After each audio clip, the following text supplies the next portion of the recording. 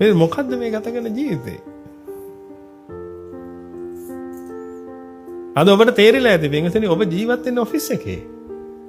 පාරේ ඔෆිස් එකේ ආයි පාරේ ඔන්න ඔය ටිකේ තමයි මේකට ජීවත් වෙන්නේ. ඒකයි ඔය ඔෆිස් එකෙත් ගෑණියෙක් ඉන්නේ මිනිහෙකුට මේකට. තමයි මම ඒක කිව්වට.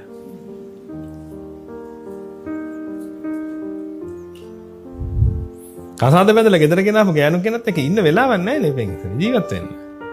කතා බහ කරන්න එහෙම වෙලාවක් නැහැ නේ පෙන්කස. මේ පැය හතරින්ද ඔක්කොම කරන්න හදලා. ඕටි කරන්නේ නැති අය මං කියන්නේ. ඕටි කරන්නේ නැහැ තාම පැය දෙකයි තියෙන්නේ. දරු මල්ලිකුත් ඉන්නවා ගෙදර.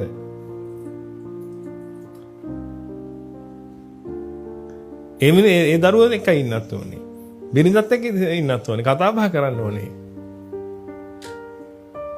බලන්නකො ඔබ ජීවිතේට වෙච්ච හේනේ පෙඟ.